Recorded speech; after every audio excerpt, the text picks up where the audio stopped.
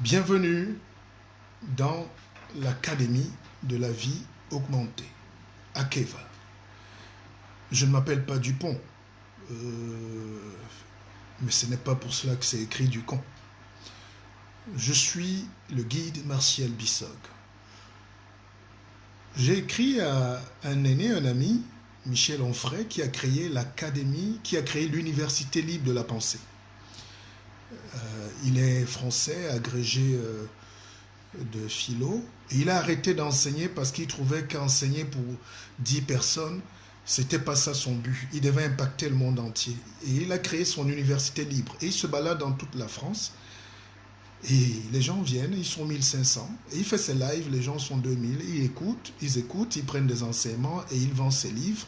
Et il donne des conférences et il est content. J'ai constaté que vous êtes très nombreux, mes frères, les opprimés de la terre, mes frères africains, antillais, à vous balader comme des orphelins.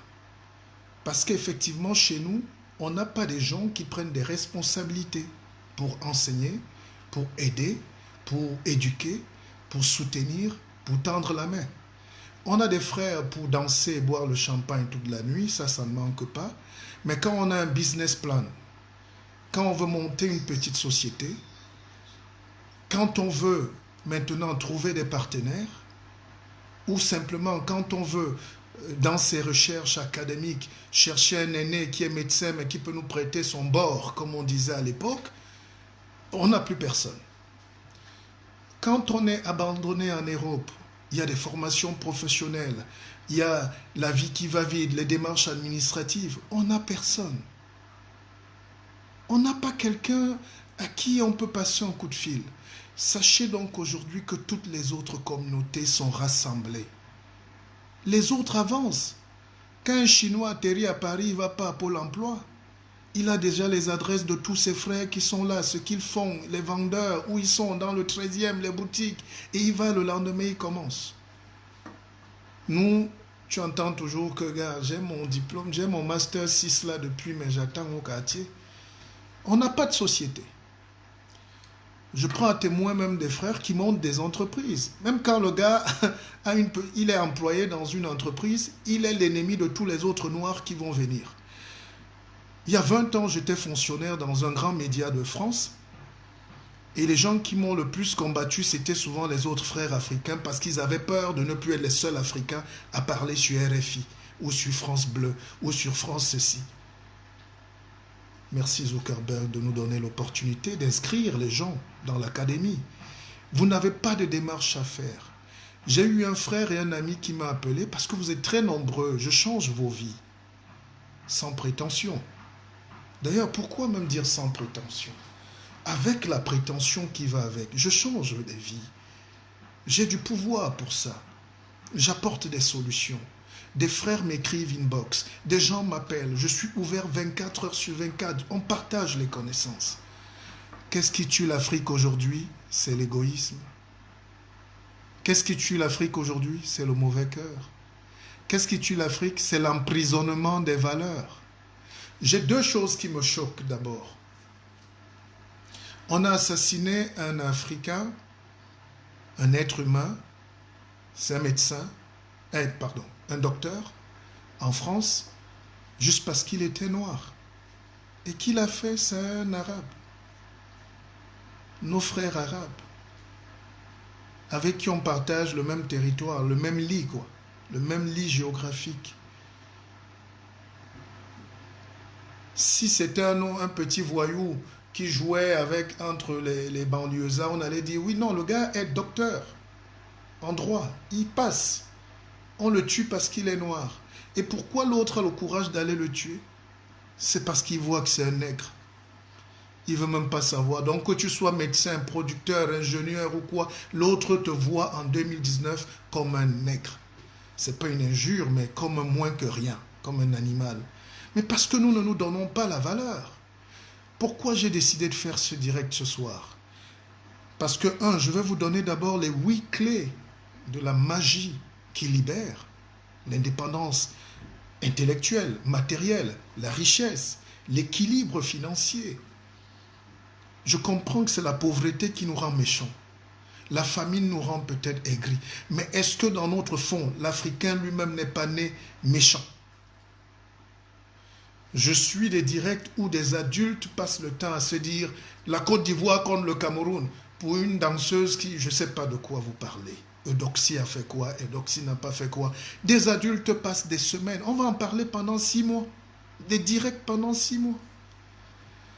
Vous pouvez voir un Français s'engueuler avec un Belge, faire des directs pendant des mois, des semaines, en s'engueulant que la France dépend de la Belgique dépend de la France. Et au final, ça nous apporte quoi, mes frères et sœurs? Si on est normalement constitué, la vie est un voyage qui est très fragile. Nous descendons très vite à l'agence. Parfois, beaucoup n'arrivent même pas à destination. Donc, pendant le bout de temps qu'on a le voyage, là, profitons pour manger les prunes à Boumiébel. Profitons pour acheter un peu les betoro, à Hedea, le mitumba, la noix de coco. Faisons un peu de stock de ce qui est utile, mes frères. Ce n'est pas important, la haine. Deuxième image. Je prends la question de Jean-Pierre Bekolo, l'Observation, qui est le plus grand cinéaste africain. Il n'a pas un rôle pour moi, rassurez-vous. Qu'est-ce qui tue l'Afrique aujourd'hui? C'est l'égoïsme, le mauvais cœur.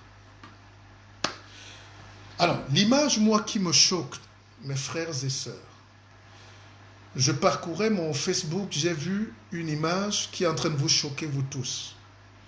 Et là, je ne veux pas que les gens soient d'un camp ou d'un autre, mais seront juste des humains. J'ai vu l'image du président du MRC, du vice-président, Mamadou Mota, avec d'autres prisonniers, comme des animaux.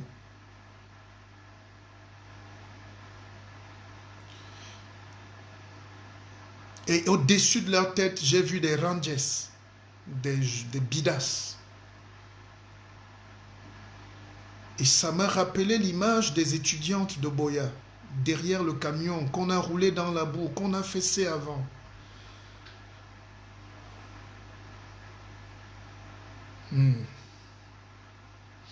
Alors, nous sommes des hommes. On ne peut pas pleurer. Mais quand on regarde ça, qui est perdant? D'un camp ou d'un autre, ceux qui ont le pouvoir en ce moment et qui abusent et usent du pouvoir, et ceux qui sont victimes en ce moment. Après, comment ne pas comprendre comment on va radicaliser les gens? Le terrorisme, la terreur, la guerre se nourrit des agrégats de frustration. Si un Camerounais me répond mal sur cette question en disant bien fait pour lui, parce que j'ai vu des commentaires horribles, vraiment, j'arrête ce direct. Donc j'interpelle toutes les autorités du Cameroun en ce moment de faire très attention. Franchement, il faut faire très attention. Parce que je comprends finalement d'où vient la panne du Cameroun, d'où vient l'esclavage du Cameroun, d'où vient la haine, d'où vient l'échec du développement. Actuellement, on dit qu'il n'y a pas d'argent.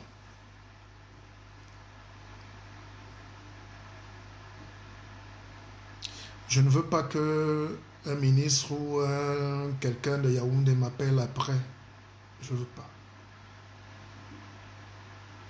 Je veux vous dire que aucun pays sérieux ne peut parier sur notre pays, le Cameroun, en ce moment. Rien qu'à la vue de ces images. Les gens qui font ça à Yaoundé croient qu'ils sont très forts. Ils sont en train de mater. Ils sont en train de... Mais vous faites déjà la guerre contre vous-même. C'est votre propre sang. On dit chez nous, les initiés, que quand on se blesse dans la bouche, on crache une bonne partie, mais on avale toujours une autre. Le Cameroun a un seul problème, c'est un problème de gestion économique. Le coquille n'est pas bien partagé parce qu'il y a des imposteurs, des fainéants, il y a j'allais dire des cancres même, qui sont arrivés à la gestion des affaires et qui ont tout volé. Maintenant que les gens se battent pour revendiquer leur part de coquille, qui est légitime et logique. Alors moi, dans cette académie, j'explique les choses terre à terre. Voilà, moi je suis patron de ma maison, je suis le chef de famille. Avant d'arriver, j'ai mangé le soya et j'ai bu mes bières au resto, avec même les petites. Je n'ai pas laissé la ration à la maison. Parce que je comprends pourquoi nos intellectuels ratent, parce qu'ils pêchent à expliquer terre à terre. Aucun Français, même Giscard d'Estaing, que j'ai côtoyé pendant les années, j'ai eu cette grâce. D'Estaing, même dans le français le plus dur, il n'y a aucun gros mot compliqué.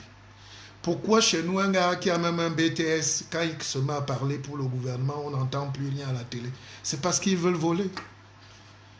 Plan d'ajustement, PPT, non, c'est un forage qu'on veut faire pour les populations de Vorada. C'est point. Alors, imaginez, moi, je me bourre la panse et j'arrive, je salue ma fille, elle ne répond pas, elle boude. Je salue ma femme, elle traverse.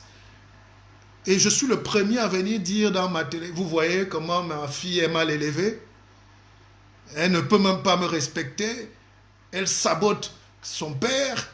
C'est vraiment, je suis choqué. Vous voyez comment j'ai une épouse indigne qui est incapable de me recevoir avec le sourire. Vraiment, je suis déçu. En réalité, ça s'appelle de l'escroquerie intellectuelle. Le problème, ce n'est pas ma fille qui se comporte mal ou qui est aigrie ou qui est ngananisée. Le problème, c'est moi qui, à la base, ai amené de l'injustice en refusant d'amener de l'amour, du partage, de la sérénité dans mon foyer.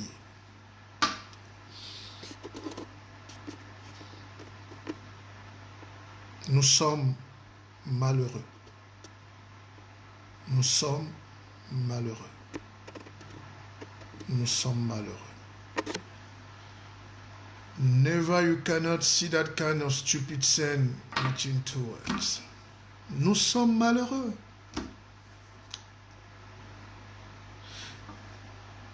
Je suis conscient qu'il y a une question politique à régler, mes frères.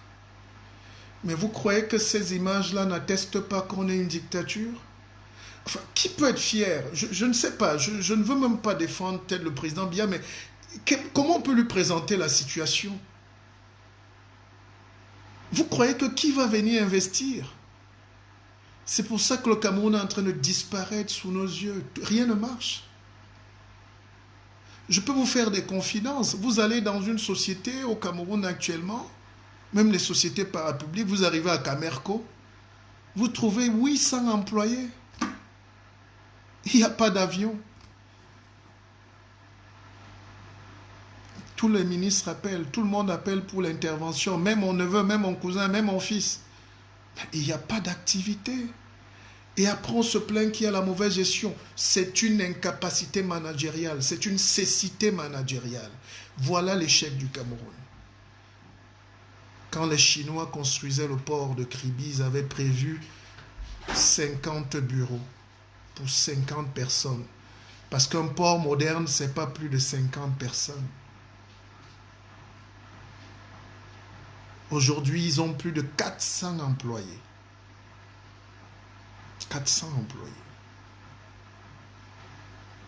Parmi lesquels des fils de tel, des de tel, et ils ne foutent absolument rien.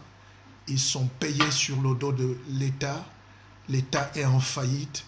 Les gestionnaires là-bas sont haineux du progrès. Ils bloquent les réformes parce qu'il n'y a pas de place. Mais comme tout le monde intervient pour qu'on mette tel, ça amène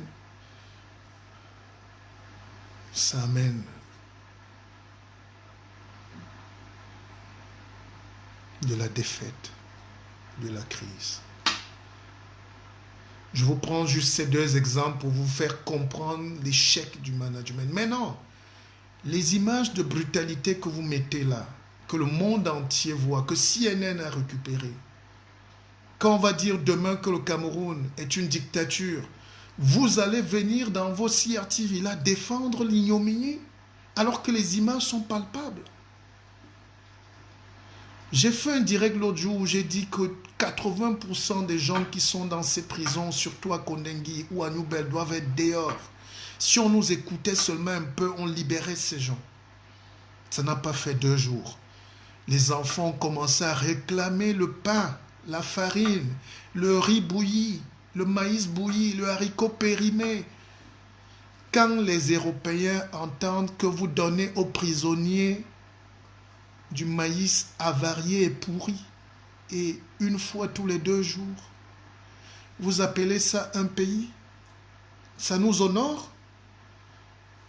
Non, que les gens nous répondent sérieusement, parce que voilà maintenant des directs où on doit se parler. Laissons même les bords politiques. Des enfants sont enfermés, même les prisonniers ont des droits. C'est le droit humain. Des enfants réclament du pain ou de la nourriture. Vous croyez qu'on ne peut pas juste leur apporter à manger déjà et regarder leurs questions de dignité?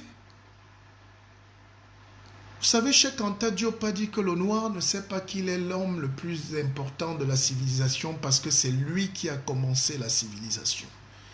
Mais parfois, je n'ai pas envie de contredire des éminences comme Cheikh Anta Diop, qui suis-je? Mais je me pose des questions. Est-ce que nous ne sommes pas des esclaves naturellement? Est-ce que nous n'aimons pas l'esclavage?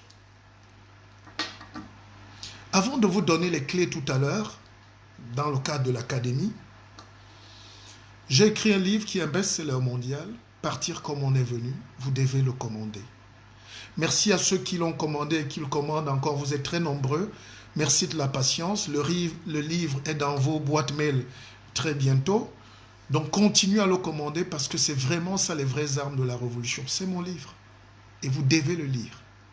C'est comme ça et pas autrement. C'est de la magie qu'il y a dedans parce qu'on explique ces choses. Alors, comment ne pas nous expliquer qu'on est des esclaves? Pourquoi on aime l'esclavage? Pourquoi? Vous savez que tous les peuples du monde ont souffert et ils ont décidé que l'esclavage c'est terminé. La royauté c'est terminé. Ces histoires, ces débats, ces jours-ci sur le roi a fait que le roi... Pour moi, un vrai pays demain doit annuler tous les privilèges des rois. Pas qu'on les tue, mais on annule leurs privilèges. Parce qu'il y a des esclaves dans tous ces palais. Que ce soit à Fumban, que ce soit à Balengou, que ce soit à Mora, que ce soit à Tignière. Partout où il y a des chefferies très dures, là, il y a de l'esclavage. Et c'est incompatible avec la dignité humaine. Oui, il faut pouvoir le dire. Les Maharajas, c'était les rois en Inde. Indira Gandhi, Premier ministre, est venue abolir leurs privilèges. Elle dit, c'est terminé. Vous n'avez plus droit de vie ou de mort sur un autre Indien. Nous sommes tous des Indiens.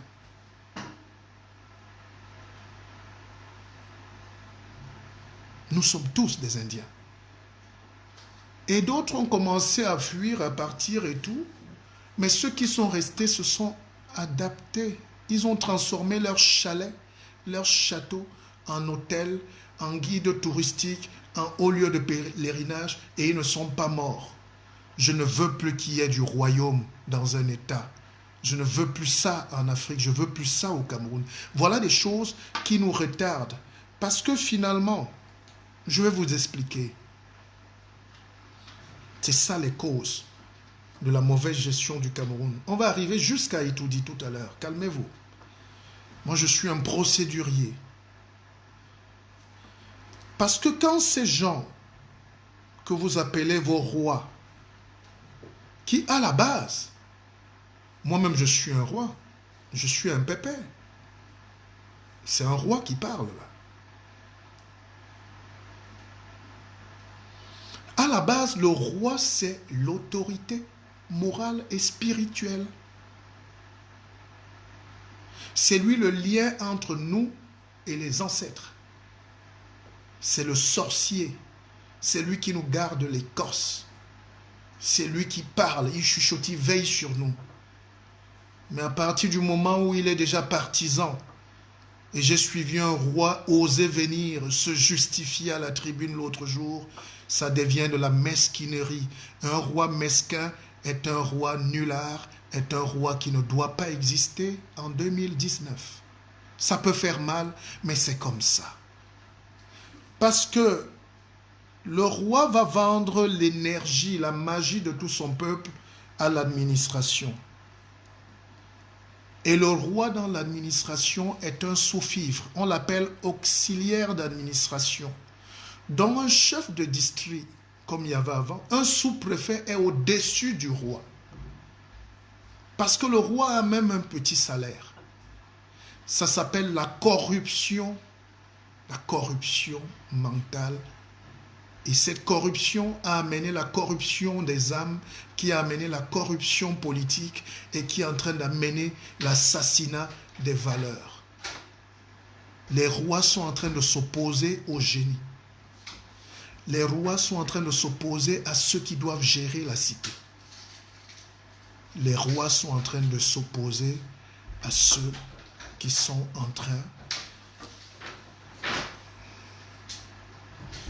de vouloir bâtir un nouveau pays. Est-ce que vous comprenez le mécanisme? Quand le roi est déjà en compétition avec le professeur, quand le roi est déjà en compétition avec le docteur, quand le roi est en compétition avec le maire, parce qu'il a perdu les élections, parce qu'il veut peut-être une place de député, parce qu'il rêve d'être sénateur, vous croyez qu'il peut parler au nom du peuple sacré pour défendre l'harmonie? Il va œuvrer pour diviser son propre peuple. Et quand il va remonter avec les nouvelles au palais, l'homme politique est un vicieux. Il va acheter la haine qu'on vient lui proposer et il va la renvoyer à son peuple qu'il va brutaliser. On dit à Keva, voilà comment nous sommes sous-développés. Le chef ou le roi ou le sultan peut rester un sultan, mais sans plus. Vous me donnez le palais de Fumban, je le transforme en un plus grand musée du Cameroun et d'Afrique centrale, où les visiteurs viennent du monde entier écouter l'histoire du Charien, écouter l'épopée, écouter l'aventure, l'écriture qu'on a créée, écouter la magie, le palais, comment on a dompté la science il y a plus de 500 ans, à travers les conquêtes et la sagesse. Mais je ne rêve pas d'un roi qui est lui-même un opportuniste et qui a peur de ce que Yaoundé va dire de lui. Il est prêt à tuer son peuple. Je vous ai dit l'autre jour que nos rois ne travaillent pas pour le peuple, ils travaillent pour l'empire. Et c'est pire parce que ceux-là, ils amènent tout à Yaoundé, ils volent l'énergie de leur peuple. Je regarde le roi ou le chef de Bayangam ou de Baham, je leur dis honte à vous. Quel est le roi qui n'est pas fier d'avoir des étoiles dans son village? Et est-ce que ces étoiles n'ont pas le droit de briller non seulement au Cameroun et à travers le monde? La corruption coloniale amène le roi à être opposant de son fils. Et cette corruption mentale qui a créé le mauvais cœur en pustule dans tout le Cameroun et dans toute l'Afrique est en train de se vivre fois 1000 même dans les familles. Donnez mon nom dans ma famille aujourd'hui. Il y aura des opposants qui sont de ma famille contre ma personne parce qu'ils ne veulent pas que je brille à travers le monde. C'est pareil pour vous tous qui êtes là dans ce direct. On a commencé déjà dans des petites familles à tuer tous les génies camerounais. Et voilà le résultat aujourd'hui. Vous arrêtez un ingénieur agricole, même s'il est homme politique, comme Mota, qui crée des emplois. C'est un homme d'affaires, qui est un père de famille. Il est dans ce... Je ne sais pas pourquoi il est allé en prison à New Bell. Je ne suis pas là-bas. à Kondengui. Mais je commente les faits d'hier. Ils réclamaient juste de la bouillie. Ils avaient faim. Ces enfants ont faim. Donc, double peine. On embastille quelqu'un parce qu'il a revendiqué son droit à la bouillie. Ou encore la France là derrière. Où sont les blancs là? C'est encore les blancs qui nous rendent pauvres ou méchants. J'ai vu des enfants de l'Ambazonie, comme vous dites, c'est nos fils, arrêtés à Bamenda ou à Boya. Ils avaient 16 ans. Les vidéos sont là, 18 ans. Ils disaient, we go die, we know the chop. Vous pouvez justifier pourquoi ils sont en prison. J'ai dit, je n'entre pas dans les intrigues. Mais est-ce que humainement, un mineur a le droit d'être dans une poubelle carcérale comme ça, avec des moyens du 17e, du 15e siècle? Je pense même que peut-être les esclavagistes étaient plus gentils que nous. On ne met pas un peuple en esclavage pour rien. Maintenant, les gens qui défendent leur pouvoir, qui ont leur sensibilité, qui sont les plus forts du Cameroun, peuvent se justifier. Ça, c'est leur liberté. Ils peuvent même dire qu'on n'est rien, oh, vraiment, vous. Personne ne peut, moi, me soupçonner de ne pas aimer mon pays. Au contraire, je travaille pour, jour et nuit. Mais quand nous-mêmes on voit ces images-là, est-ce que ça ne nous fait pas honte? Quel est le ministre qui peut être assis aujourd'hui et aller même sur Facebook ou CNN, les médias qui ont repris la mutinerie, comme vous voulez, et voir ces images de la dégradation du Cameroun? Alors, moi j'ai fouillé, j'ai compris que même au Soudan, parce que quand vous discutez avec les intellectuels kémites, ils vous disent oui, on vient d'Égypte, on vient du Soudan. Peut-être on était toujours esclaves là-bas. Au Soudan, il y a un peuple qui s'appelle les Ndingat. Ndingat veut dire les vrais hommes. Il y a deux tribus, il y a les Noirs, comme noirs. Écoutez bien. Les Ndingat appellent les Noirs, qui sont noirs comme les frères, les sous-hommes, les hommes primitifs. Et nous, on dit qu'on vient du Soudan. On vient d'Égypte. Qu'est-ce qu'on faisait là-bas? Qu'on n'était rien. Voilà notre vrai visage qui est en train de sortir. Voilà le vrai visage des Africains. En 2019, ça n'existe plus. Même dans les pays les plus durs, les plus racistes, les plus méchants du monde, quand on vous attrape, on vous lie au moins vos droits. Arrêtons de traiter nos frères comme des animaux, mes frères.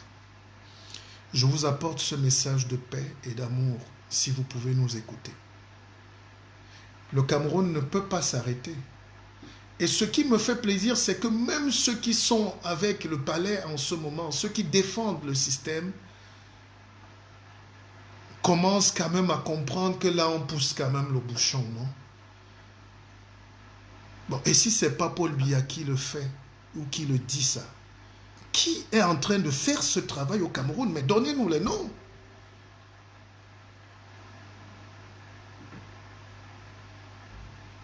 Mais qui est responsable de cette barbarie qu'il y a en ce moment dans ce pays-là? Il y a bien quelqu'un qui doit être en train de manger, il a des milliards, il est couché, et c'est tout la succession que vous faites comme ça et vous voulez détruire un pays.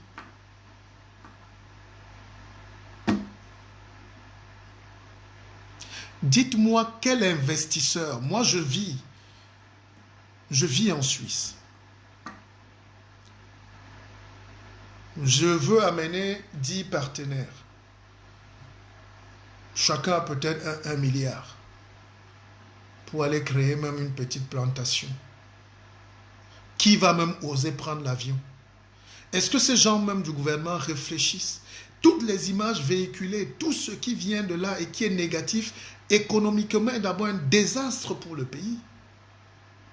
Je sais qu'il y a des fiertés là qui vont répondre avec leurs petites âmes là pour dire oui, mais laisse le pays, nous on est bien comme ça. Vous n'êtes pas bien comme ça, vous êtes des malades. Mais vous êtes des malades. Sur le double aspect humain d'abord, humainement, c'est de l'esclavage. C'est d'une violence terrible. C'est d'une violence terrible, mes frères. Laissons nos petits pouvoirs, les postes qu'on calcule, nous tous là. Laissons ça. Parlons maintenant de la science et de l'intelligence. Économiquement, le pays est à sec. Et le FMI nous prête de l'argent parce qu'on est à terre. Et c'est des prêts revolving que nos petits arrière-petits-fils vont payer. Et cet argent va repartir pour équiper l'armée. Ça va repartir pour protéger les vieux sorciers qui sont là-bas. Ce n'est pas un argent qui va aller pour recréer de l'emploi. Le Cameroun a un seul problème aujourd'hui, c'est la bonne gouvernance. C'est l'emploi. C'est l'espoir. C'est le bon cœur. C'est vrai que Paul Biya doit faire ses bagages et il va les faire. Il est en train de le faire. Mais est-ce que c'est de cette manière? Je ne pense pas. Je ne pense pas.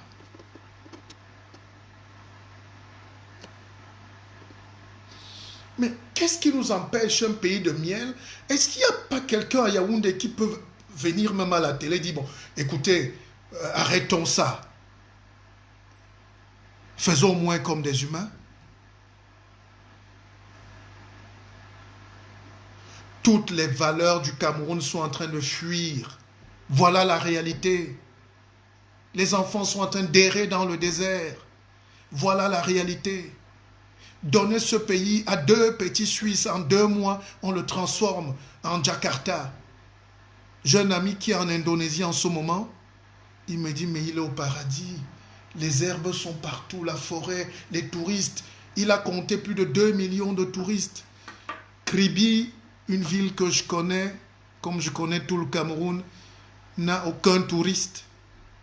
Tu peux avoir 10 vieux blancs retraités parce que la vie est moins chère, les femmes sont achetables comme des objets. Les gens vivent à Kribi, n'arrivent pas à manger du poisson, ils ont la mer parce qu'ils ont des pirogues en bois, la pagaie. Au lieu de travailler pour développer l'intelligence, au lieu de travailler pour que les nanas poussent sur la plaine entre Ndikimineki et Yaoundé, au lieu de mettre les tracteurs chez mes frères à Sao, Kola et Vodula, et pas mieux. Et pas mieux. Au lieu d'encourager mes enfants à Fumbot, à Fumban, à Baïgon, en leur donnant du matériel pour qu'ils creusent de la tomate plus fraîche, pour que les pastèques soient plus grosses, vendues jusqu'à Fumban, vendues jusqu'à Libreville. Au lieu qu'on donne à nos frères des subventions pour qu'ils ouvrent des plus grandes fermes à Bafoussam pour faire des œufs, les meilleurs œufs d'Afrique, du poulet qui va nourrir toute une grande partie de l'Afrique parce que les gens le font déjà. Nous sommes un peuple de travailleurs. Mes frères au nord, Abdul Karim, ils font le coton, ils font du riz mais sous le soleil comme à l'esclavage. Mais l'amido récupère tout ça pour la corruption. Mais où est donc la planification de notre intelligence, mes frères? Il faut qu'on chasse tous nos rois. Ça peut vous faire mal si un de vos rois est visé, mais c'est le roi Bissok qui parle. Il faut qu'on tue nos rois. La France s'est développée grâce à la Révolution. 1789, les rois avaient tous les privilèges, droit de vie ou de mort, ils avaient des esclaves. Les gens ont dit on va prendre la Bastille, on va libérer le peuple. Et vous tous vous fuyez, vous venez vous cacher en France. Parce qu'il y a un idéal de vie. Cet idéal-là est possible en Afrique. Cet idéal-là est possible au Cameroun. Cet idéal-là est possible, mais il faut que vos cœurs soient quand même des cœurs de bonté, d'élévation, de sagesse, de connaissance. Nous sommes en train d'échouer. Je dis nous, parce que nous sommes en train d'échouer. Le problème est plus profond même qu'une personne. C'est systémique. Je ne veux pas indexer à titre personnel des gens, mais c'est une réflexion sur nous-mêmes. Les gens qui interviennent même parfois dans ce direct oublient de voir qu'eux-mêmes sont des gens parfois qui n'aiment pas le progrès. Le problème, c'est qu'on n'aime pas le progrès. Pour aimer le progrès, il faut aimer la science. Pour aimer la science, il faut aimer Dieu. Pour aimer Dieu, il faut être sage. Pour être sage, il faut avoir des connaissances. Et pour avoir des connaissances, il faut avoir un cœur. C'est pour ça que j'ai défini dans l'académie la règle des 3 C. Le corps, le cœur et la conscience. Pour développer un pays, il faut le cœur. Pour développer un pays, il faut que le corps physique et métaphysique soit vraiment propre et sain. Et après, il faut une conscience qui permet de ne pas voler les milliards de ceux qui viennent après nous, de nos enfants. Donc, il faut un corps sain, un pays sain. Il faut un cœur, parce que nous tous on a un cœur, mais le cœur, il est mauvais. C'est pour ça que j'avais parlé à l'époque de la République du mauvais cœur.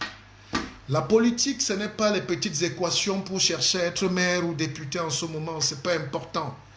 On construit un pays par une grande vision. On construit un pays par les grands travaux mystiques, spirituels, scientifiques et techniques. Il faut couper la tête des rois. Parce que c'est les rois qui empêchent au peuple de sortir de terre. Les rois empêchent au peuple de faire pousser la graine du talent et du génie.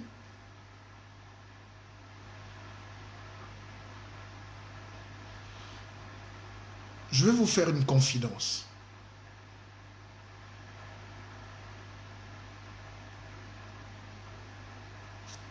Pasteur disait, très peu de science nous éloigne de Dieu. Trop de science nous en rapproche. Et comme nous, on n'aime pas la science, je vous pose une question. On est proche de Dieu ou on est loin de Dieu? Il ne peut pas avoir de miracle au Cameroun parce que le corps est pourri. Le cœur est mauvais. La conscience est inexistante.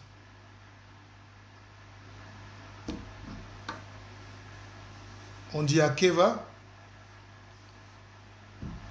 on ne peut pas produire autant d'intellectuels, on ne peut pas produire autant de savoir, mais pour rien. C'est comme si une roue tourne pour rien. Nous avons mal appris, il faut désapprendre ce qu'on nous a mal appris et réorienter nos savoirs vers l'intelligence qui va nous donner le développement et le bonheur.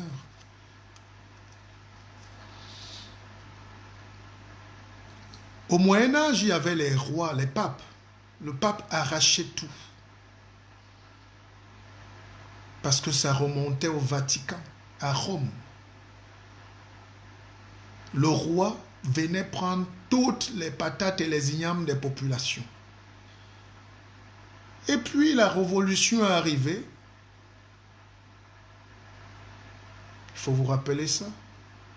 Les gens ont dit on ne veut plus que Dieu se mêle de nos affaires, que Dieu reste en haut là-bas à Rome. Le peuple peut se gérer.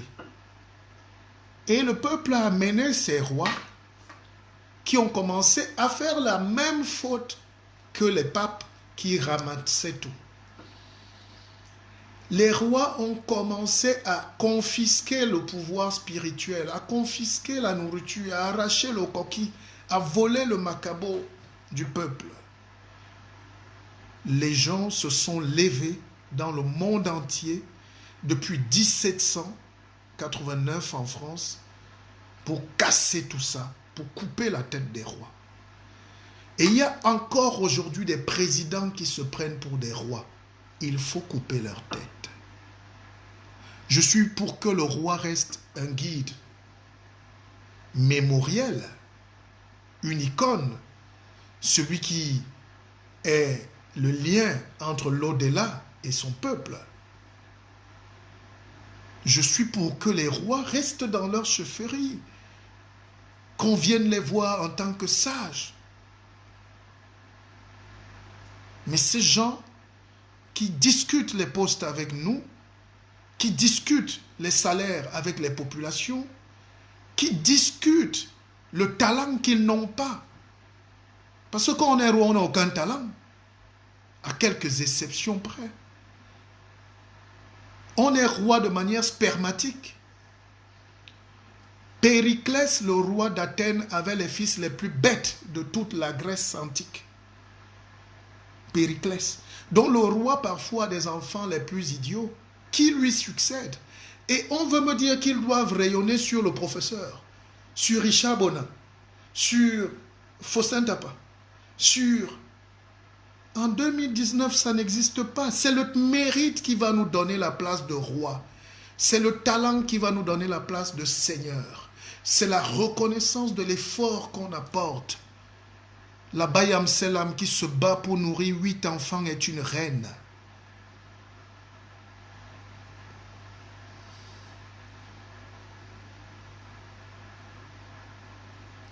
Le petit ouvrier qui se bat de chantier en chantier pour payer la pension à l'université de ses enfants est un roi. Ce n'est pas un roi qui n'a aucun mérite. On respecte sa filiation. Je ne sais pas quel sang il y a là-dedans. Si je n'étais pas moi-même issu de la royauté, j'allais dire, mais on a le même sang. Donc, chers Africains, arrêtez ça tout de suite. Chers Camerounais, arrêtez ça tout de suite. Il n'y a pas de roi en 2019. Nous sommes dans un pays, nous sommes des citoyens, nous devons tous nous battre pour avoir accès au bonheur. Le bonheur nous attend. Ne nous brisez pas les rêves. Ne nous brisez pas l'avenir. Ne brisez pas l'avenir de ces enfants. Les milliards entrent au Cameroun. Les voleurs reprennent parce qu'ils ont la posture des rois. Des imposteurs, ces rois. Et le moment est venu où on va les déshabiller sur la place publique et très bientôt. C'est des signaux. D'ailleurs, vous n'avez pas vu que les ambazoniens criaient fort, mais même ceux qui étaient aussi du système, les gros ministres criaient fort, eux tous se cachaient, parce qu'ils sont plus en insécurité que ces jeunes. Les jeunes emprisonnés n'ont rien fait en réalité. Mais eux qui ont volé notre argent, nous sommes redevables. Ils nous sont redevables. C'est eux les voleurs. C'est eux qu'on devait arrêter à Kondengui hier et même les fouetter un peu plus. Parce que eux, ils ont droit au caviar en prison. Ils ont droit au champagne en prison. Après avoir cassé l'économie du Cameroun. Après avoir volé des hôpitaux par centaines. Après avoir détruit l'avenir des petits-enfants qu'ils ont embrigadés dans des choses compliquées de la nuit. Mais eux, en prison, ils reçoivent leurs femmes, ils fêtent des anniversaires, ils ont 50, 100, 200 millions dans les prisons, ils payent les gardiens de prison, ils mangent de la viande rôtie. Ceux qui n'ont rien fait sont doublement punis. Où est la justice? Où sont les avocats camerounais? Où sont les grands maîtres camerounais du droit? Où sont les consciences du Cameroun? Où sont ceux qui doivent dire?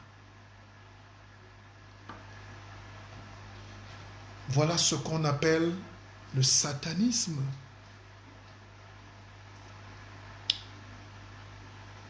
Je vais vous décevoir, mon cher frère. C'est un problème plus compliqué que la tribu, comme vous voulez la définir. Le satanisme, c'est la seule église, la seule doctrine qui aime le sang. Et le sang des enfants, et le sang des innocents, et le sang des faibles. Et parmi les faibles, il n'y a plus de tribus. On suce le sang et l'énergie de tous les Camerounais. Et il faut déstructurer ce satanisme qui s'est installé en mode de gestion d'un pays.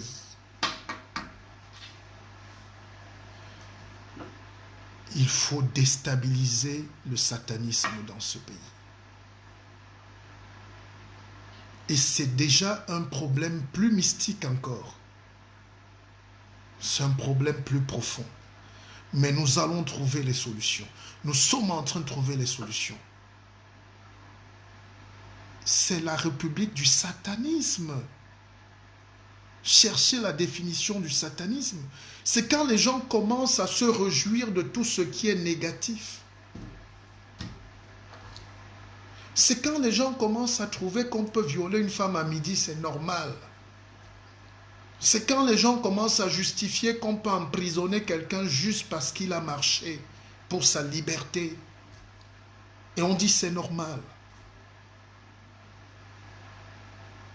C'est quand on trouve qu'on peut empêcher au talent, au mérite d'avancer dans la vie. Vous savez combien d'ingénieurs on a tués au Cameroun? Combien de médecins on frustre? Combien de filles avocates ont détruit la vie et l'avenir? J'ai un petit frère qui arrive aux États-Unis, me dit, grand frère, c'est quand je t'ai suivi que j'ai pris la route. Je dis, non, mais arrête. Il dit, oui, je suis arrivé aux États-Unis par tous les moyens. Il n'a pas voulu me dire comment. Il me dit actuellement, il est en train de faire une grosse formation et il risque d'entrer dans l'armée américaine. Le pays ne lui a pas donné la lumière. Non, c'est un autre qui m'a écrit. Hein? Il s'appelle Billon. Hein? Il m'a écrit hier. Il me dit, grand frère, laisse-moi fêter. Le pays a refusé de nous donner la lumière.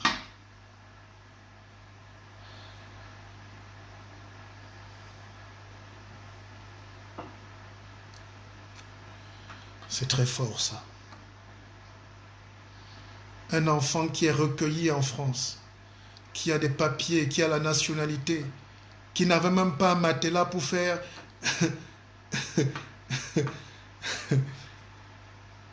Vous donnez donc quelle opportunité aux gens dans ce pays, à part nous briser les rêves? Ça s'appelle du satanisme. Comment des gens peuvent être contents de continuer à voler de l'argent tous les jours, à manger de l'argent? Les autres ne mangent pas. Le peuple est affamé. Et on juge que le peuple est haineux. Comment? Mais tous les enfants qui font les révolutions à Paris, là, c'est les zombies. Mais qui a formé ces zombies? Vous les appelez les zombies, hein? C'est les enfants du Canada.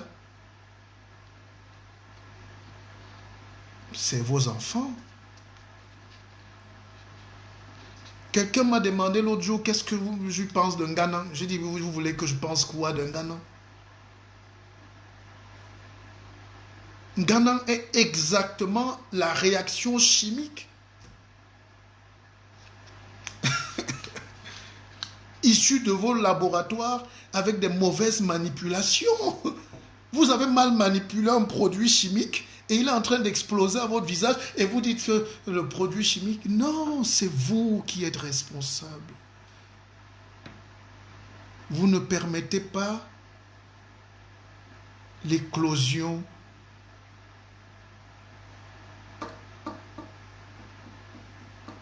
Vous ne permettez pas l'éclosion. Mon frère Eliasso Benaye, merci. J'ai vu la commande de ton livre, de tes livres, hein, merci. Et soyez-en rassurés, tout le monde aura son livre, parce que ça au moins personne ne peut nous voler ça.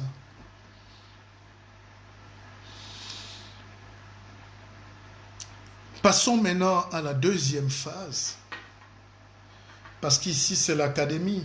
Si on vient là tous les jours critiquer et s'insulter, on n'apprend rien à la fin, non? La deuxième phase est plus intéressante parce que je vais vous donner les 8 clés de la magie. En conférence, les gens me payent 100 $ l'heure. C'est connu.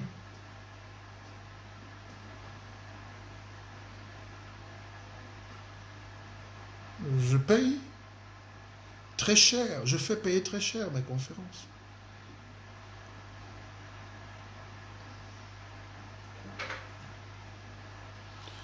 Alors, pour réussir votre vie maintenant personnelle, en attendant que le satanisme vienne nous bouffer, résistons quand même. Élevons notre intelligence. Faisons les pompes avec le cerveau. Quand on fait les pompes avec les muscles, ça se dégonfle très vite. Mais quand on fait les pompes dans la tête, c'est pour toute la vie. C'est vrai, non? D'où l'urgence de la pensée, non? Si les gens avaient lu Monnaie et Servitude, C'est qu'on n'a pas les mêmes problèmes du CFA qu'on crie aujourd'hui. Si les gens avaient lu Membas sur le Cameroun, si tous les Camerounais avaient lu Membas, ah oui, tous les Camerounais ici ont lu Rousseau, tous les Français ont lu Rousseau, hein, même les plus analphabètes. L'État a imposé pour libérer les gens. Il faut libérer les consciences. C'est comme ça. La première règle de la magie, c'est il n'y a pas de monde extérieur à moi, sans moi. Et dites-vous d'abord que vous êtes le monde. Je ne vais pas reprendre, hein? Donc entendez vite et bien.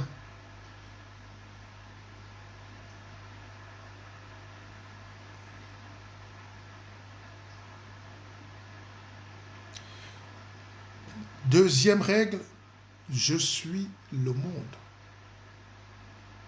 Ayez la conscience. Parce que si nos enfants, pourquoi nous sommes même en esclavage? Parce que les gens croient que c'est les autres le monde. Comme dans nos églises de l'idiotie, on appelle souvent le peuple d'Israël le peuple élu, même à Yaoundé. Non, ça n'existe pas. À partir d'aujourd'hui, dites-vous, je suis le monde et je contrôle le monde. Et j'ai le droit de vivre partout comme un prince parce que le roi ne va pas prendre ma place. Je suis le roi, je contrôle le monde et je suis moi. Vous pouvez noter ça? Parce que si je ne vous donne pas ces armes-là, les gens doutent. Nous sommes faibles, nous sommes orphelins. Et si en plus il faut encore qu'un roi Tantampion vienne voler mon énergie pour aller vendre à Yaoundé au satanisme, je dis non. C'est de la politique politicienne. Vous savez, faire la politique politicienne, c'est très facile. C'est venir faire semblant et raconter des conneries, arracher des voix, être élu député et mentir ou maire, et puis fini, basta. On n'apporte rien au développement du Cameroun. C'est pour ça que quand il y a un nouveau régime, comme le nouveau régime va venir, là, on va fermer tout ça. On va dissoudre l'Assemblée. C'est des choses qu'il faut déchirer parce qu'on ne peut pas avoir des députés dans un contexte où les gens sont embastillés, les gens sont affamés, les gens sont maigrichons, les gens ont un sida mental. On ne peut pas avoir de mairie parce qu'il y a la poubelle partout. Tant qu'on n'a pas redéfini, tant qu'on n'a pas chassé le satanisme du Cameroun, tant qu'on n'a pas défini la République du bon cœur, il n'y aura pas de pays. Je suis le monde et je contrôle le monde.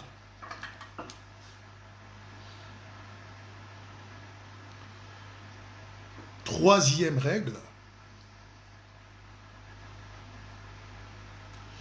Tout ce qui nous arrive dans la vie n'est pas le fait du hasard. Si les gens souffrent aujourd'hui, si on a la même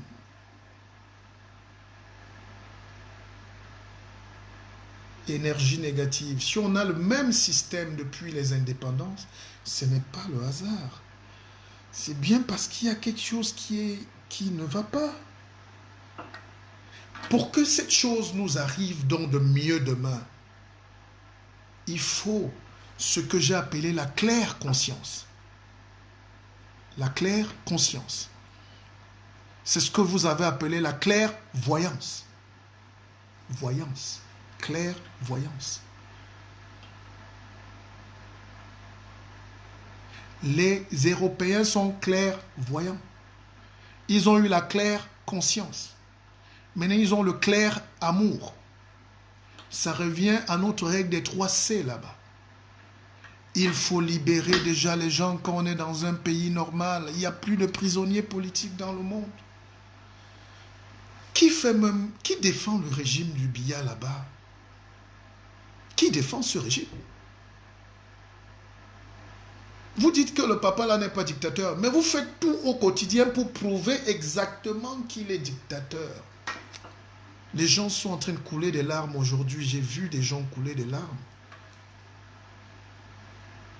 Même dans ma maison, j'ai vu des larmes couler parce qu'on a vu des images choquantes. Je commence à comprendre que nos rois vendaient les esclaves. Les Portugais, les Blancs ne venaient pas acheter les esclaves chez les esclaves. Ils passaient bien par les rois. Et l'histoire ne ment pas. En sciences, en médecine, je parle sous le contrôle du docteur savant Roger Tapa, il y a dans notre corps ce qu'on appelle les hémoglobines glyquées. Ça veut dire qu'on est capable de prendre vos souches et vos cellules. Le médecin analyse la cellule sur 3, 6 mois ou 1 an et il sait ce qui vous a rendu malade ou ce que vous avez mangé, ce qui vous... Donc, il peut savoir d'où vous venez. C'est comme votre carte magnétique. Donc, quand on reproduit la même chose en sciences humaines, en histoire, on comprend exactement ce qui s'est passé. Moi, j'ai eu ça aujourd'hui comme une révélation divine. J'ai compris que les Blancs qui venaient acheter les esclaves ne s'adressaient pas à Tangana qui faisait les puits au quartier ou à l'éleveur de cochons. On allait chez le chef. Et j'ai vu ça à Bafoussam ce week-end. Et le chef venait là, porter de la quincaillerie. Et il disait, prenez-les. C'est mes sujets. 500 ans après, ça n'a pas changé.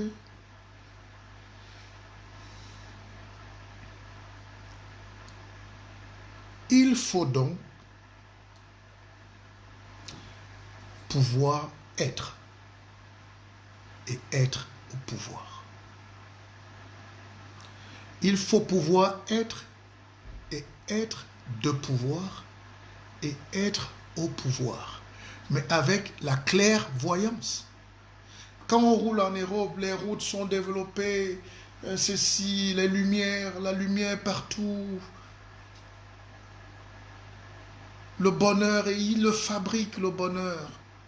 C'est beau, même si vous êtes aigri, c'est beau l'Europe, c'est beau l'Asie, c'est beau les États-Unis. Il faut un miracle pour que quelqu'un vienne dire qu'il aime le Cameroun. C'est de la poubelle. On est sale. Alors, chers frères et sœurs, dites Akeva. S'il vous plaît. Akeva, Akeva.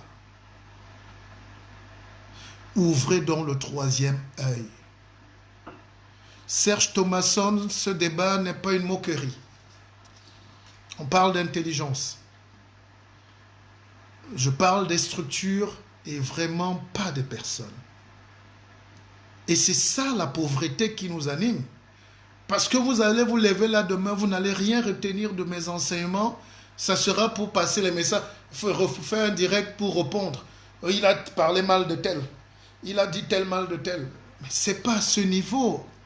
Je dis de muscler les neurones. Toi, tu viens là, quand je vais dire qu'il faut payer les vues maintenant sur Facebook, vous allez vous fâcher.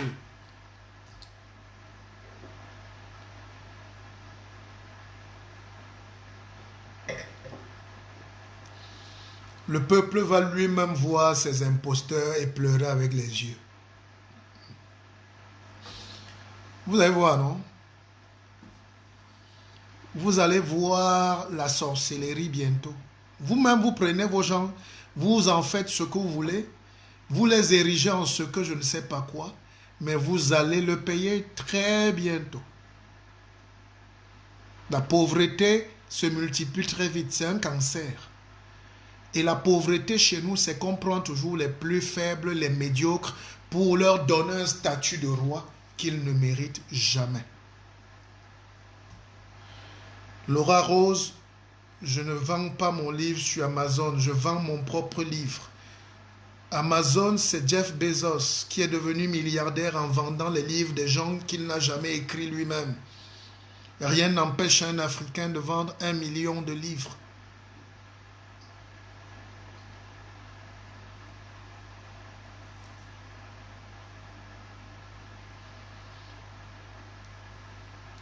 Je ne viens pas parler des personnes ici, monsieur. Ouvrez le troisième œil.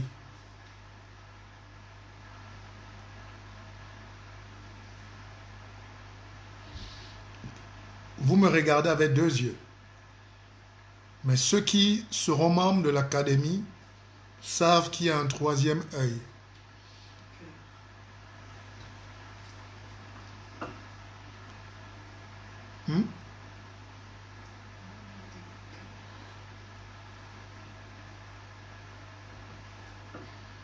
Mais pour avoir le 3e œil, il faut sentir battre le cœur, non?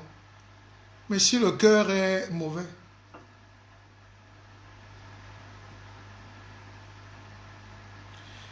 parce que dans une vraie société, là nous passons au 4e point,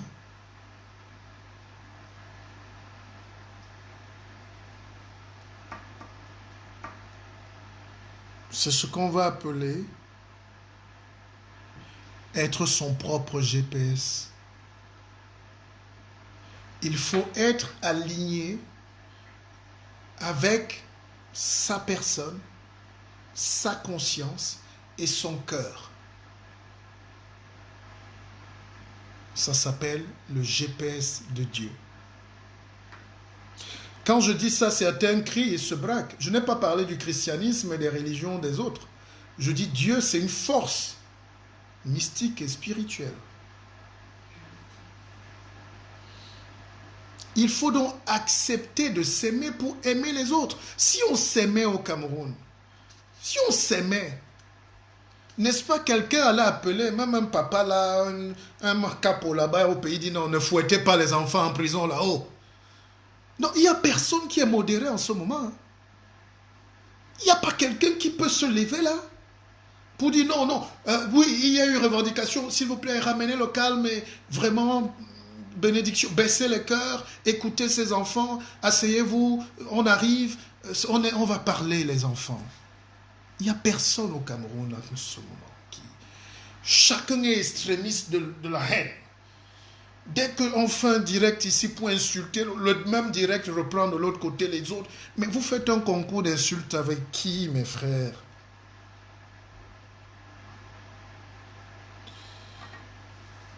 La boussole de moi. La boussole de moi. C'est moi. Cette boussole va nous transmettre la liberté vient de nous-mêmes, comme disait mon frère Eliasso Akeva. C'est quand on aligne le corps sur le cœur qui est reposé sur l'amour qu'on commence à sentir les douleurs des autres. Quand vous êtes insensible, vous devenez un diabétique. Et le Cameroun est devenu un pays diabétique. C'est pour ça qu'on lui coupe le pied au nord-ouest. C'est pour ça qu'on lui ampute le bras du sud-ouest. Parce que le sang ne circule plus. Les veines sont mortes.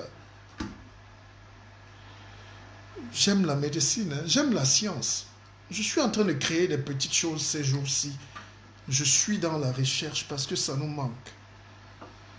Acceptez donc de vous aimer, mes frères. Est-ce qu'à Yaoundé, on m'écoute là? Je suis invité en octobre en Côte d'Ivoire. C'est le même message que je vais amener là-bas. Acceptez de vous aimer, mes frères. La haine, la haine, la haine, la haine ne peut exactement que nous produire ce qu'on est en train de vivre là. C'est le satanisme. Alors, les Indiens ont vécu pendant longtemps, ils ont appelé ça les accords Toltec, comme on dit, mais nous, on va dire, c'est les accords pygmées. Les pygmées avaient ça. Il faut suivre votre intuition, les enfants, les jeunes, mes sœurs, mes frères. Il faut suivre votre cœur. Il faut suivre votre cœur. Il faut réveiller la conscience du beau. Parce que les gens ont basculé dans la folie au Cameroun. Ah non, on a basculé dans la folie. Parce que personne ne veut perdre une parcelle de pouvoir. Les gars sont prêts à tout. C'est-à-dire, on vit, c'est comme la fin du monde pour le pouvoir. Ouh! On est prêt à toutes les guerres là. On est prêt à vider toutes les caisses de l'État. On est prêt à arrêter toutes les sociétés. Juste pour ça. Moi-même, j'aime la politique. J'adore. Mais quand je vois que le sang va déjà couler, là, j'enlève le pied. Et tous ceux qui n'enlèvent pas le pied et qui jouent le jeu du système sont des satanistes. Écoutez-moi bien. Tous ceux qui sont en train de soutenir de près ou de loin, la nuit comme le jour, en faisant le malin, croyant qu'on ne les voit pas. Le sorcier croit qu'il est souvent malin. La particularité du sorcier, c'est qu'il est bête. Et il y a beaucoup de sorciers au Cameroun, surtout en politique. Ils viennent là, on les voit dans des corps déambulés. Ils croient qu'ils sont intelligents. Ils ont roulé les gens dans la farine. Ils sont forts. Mais on voit leur nudité. On sait qu'ils ne sont pas sincères. On les connaît. Vous les connaissez. Mais comme vous aimez la médiocrité, vous-même, vous les supportez. Il y a des choses que je ferai, je vous donnerai plus personnellement dans le cadre de l'académie, mais la nuit. Alors, dans un sommeil donc polyphasique, quand vous dormez, il faut chercher à éveiller l'intuition. Si on avait donc des vrais dirigeants au Cameroun, ils devaient penser à réveiller l'intuition qui est endormie en eux. L'intuition, c'est de se dire, qu'est-ce qui va nous arriver demain? Qu'est-ce qui va m'arriver? Mais quand les gens mangent, volent, violent, ils ne peuvent pas avoir l'intuition divine. Ils n'ont pas ce cœur qui bat. Ils n'ont pas l'amour. Ils n'ont pas le temps d'écouter. Tout ce qu'ils savent faire, c'est brutaliser, c'est frapper, c'est diviser, c'est tuer.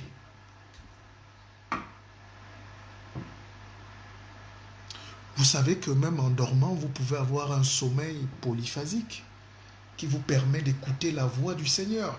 À l'époque dont les rois parlaient avec Dieu, à l'époque, les dirigeants étaient dans la posture du Seigneur.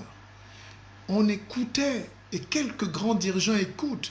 Mandela s'est levé un matin, il a écouté son intuition à 3 heures du matin, il est venu dire à son peuple, c'est fini avec le pouvoir, c'est mon dernier mandat, j'ai écouté mon intuition.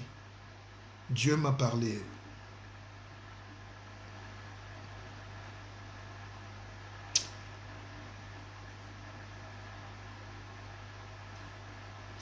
Et partout où on passe aujourd'hui, c'est Mandela. Ce n'était pas un saint, mais c'est Mandela. C'est une icône. Le monde ne retiendra que Mandela comme une icône, comme une lumière, comme une énergie divine. Mais quand je regarde le Cameroun, on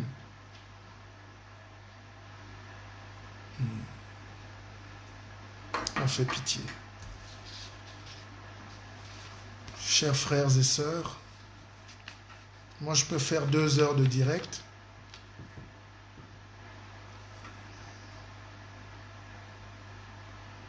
Mais je suis pas bien. Je suis pas bien.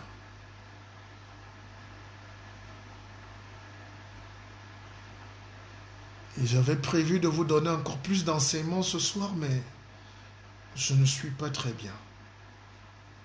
Je suis pas très bien. Et nous, on ne joue pas. Je n'ai aucun poste à chercher. Je ne me crois pas investi d'autre chose que mon destin.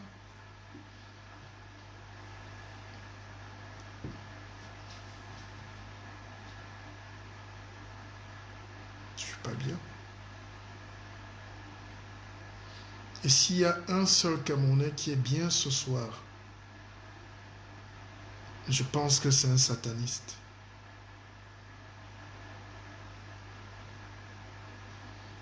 Parce que quand on parle là, on croit que c'est les choses de la nuit et des autres. Non, le jour même, il y a des satanistes qui sont très bien habillés. Hein. Ils passent là, on les respecte.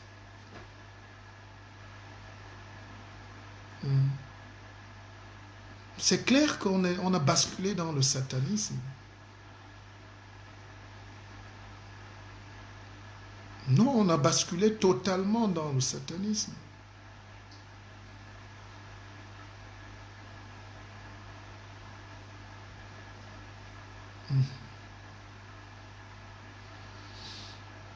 Ce n'est même pas de la sorcellerie, parce que la sorcellerie, c'est quelque chose, c'est des codes mystiques qu'un peuple s'approprie pour aller sur la lune.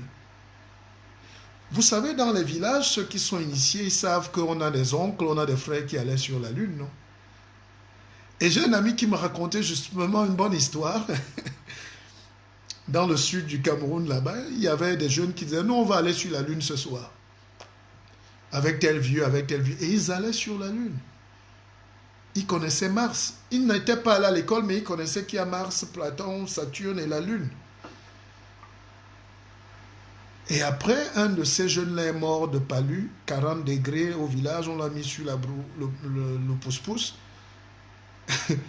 Il est mort. Donc voilà quelqu'un qui savait aller sur la lune, mais il ne savait pas soigner le palu. Et personne dans le village ne pouvait soigner le palu. Donc la sorcellerie, c'est ce qui permet à Elon Musk, qui permet à ces jeunes Américains de dire on va aller coloniser la lune. La sorcellerie, c'est ce qui permet aux Chinois de dire on va aller conquérir la lune, mes frères. On va aller sur Mars. C'est ce qui permet de donner les tablettes. C'est ce qui permet de créer de l'eau minérale, Perrier, de créer les télévisions, de créer des satellites. C'est ça la sorcellerie.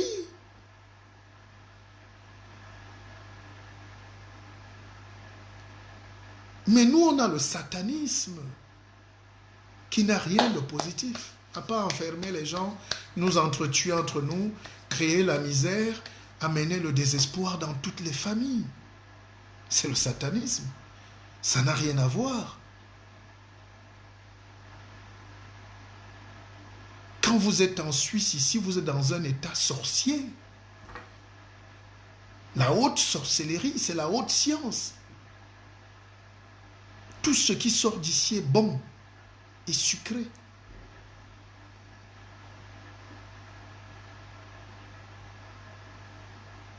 Nous, on est en désordre. On vit en désordre. C'est pour ça que même là, regardez même comment on vit au sein de notre communauté, qu'on soit au Canada et tout. Ce n'est que des soirées qu'on organise, où les fesses bougent beaucoup, les talons aussi et tout, on est content. Je veux bien des siècles de réflexion. C'est pour ça que dans notre académie, on va souvent danser, mais on va apprendre aux gens à vivre autrement, à vivre mieux, à chercher leur humanité, à se réconcilier avec soi-même. Parce que quand nous dormons le soir et que nous avons été très méchants, à l'instar du policier de Kondengui qui prend ses bottes, il piétine la tête de Mamadou Mota, il écrase sa tête avec une rangesse.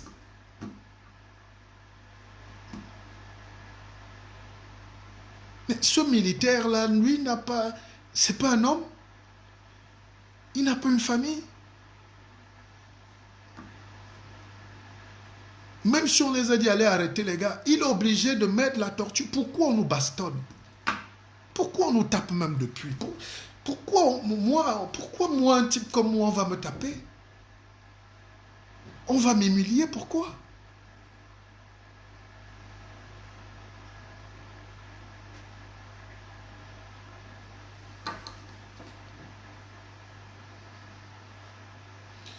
Vous croyez que les Européens qui voient ça, ils ne se posent pas de questions, ils ne jubilent pas?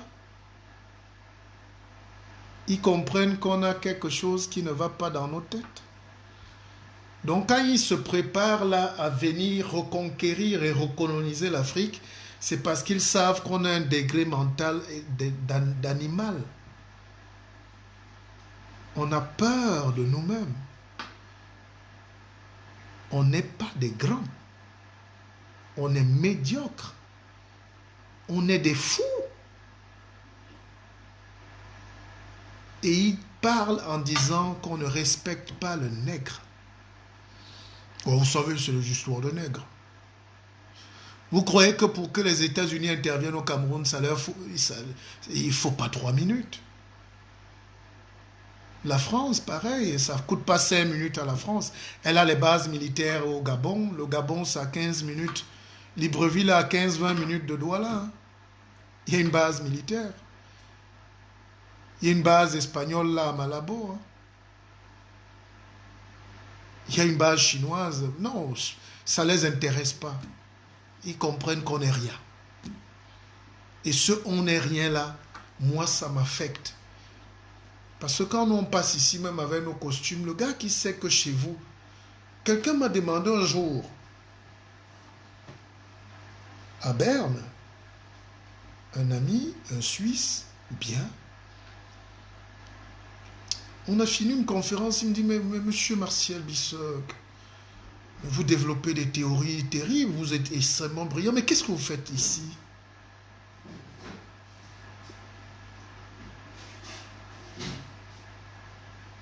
Il me dit, qu'est-ce que vous faites là?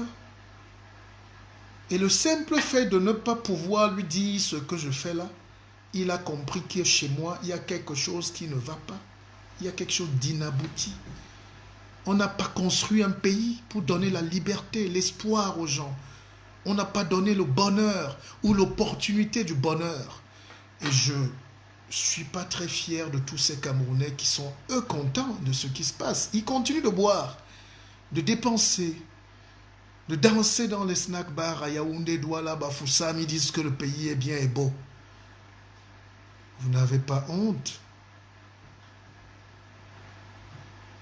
Vous connaissez les sacrifices qu'il faut pour libérer un pays? Est-ce que vous connaissez les sacrifices qu'il faut pour construire un pays? Vous n'êtes pas capable de renoncer, n'est-ce pas? Les Oumyoba ont renoncé, les Wandi ont renoncé, Kamto a renoncé.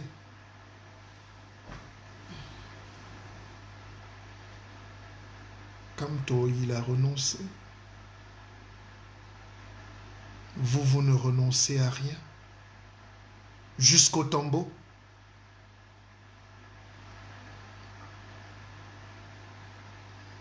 Vous ne voulez pas donner une autre chance à un autre pays d'exister. Vous voulez mourir avec le pays. C'est le satanisme, non? Vous savez, la vie est aujourd'hui terrible. Même le plus grand des criminels peut venir là en costume de sang, justifier les pires horreurs parce qu'ils ont les médias, ils ont l'argent, ils ont le pouvoir. Mais on ne trompe plus les gens.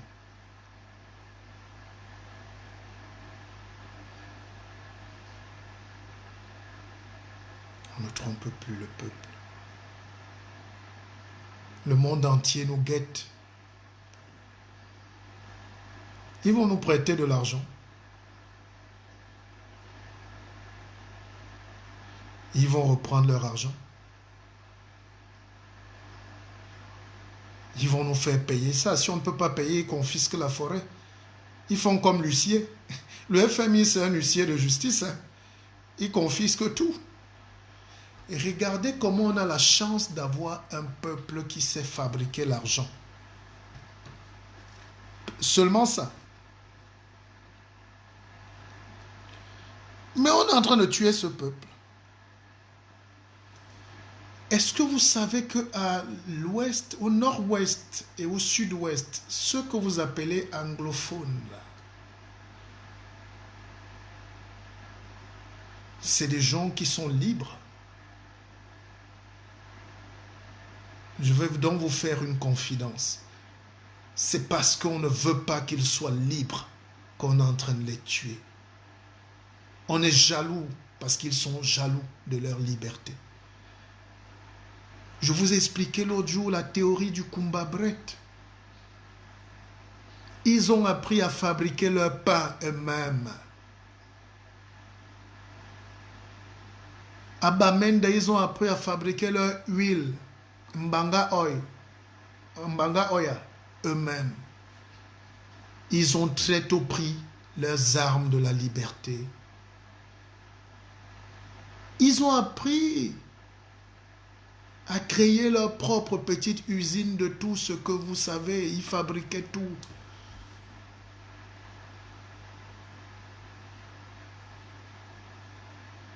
Powerwork Development, PWD, ils fabriquaient leurs propres routes avec leur propre goudron. Déjà dans les années 70. Pourquoi on veut leur imposer Razel aujourd'hui? Voilà les vraies questions. Et ils fabriquent leurs maisons avec les briques de terre. Pourquoi on veut leur imposer ciment cam?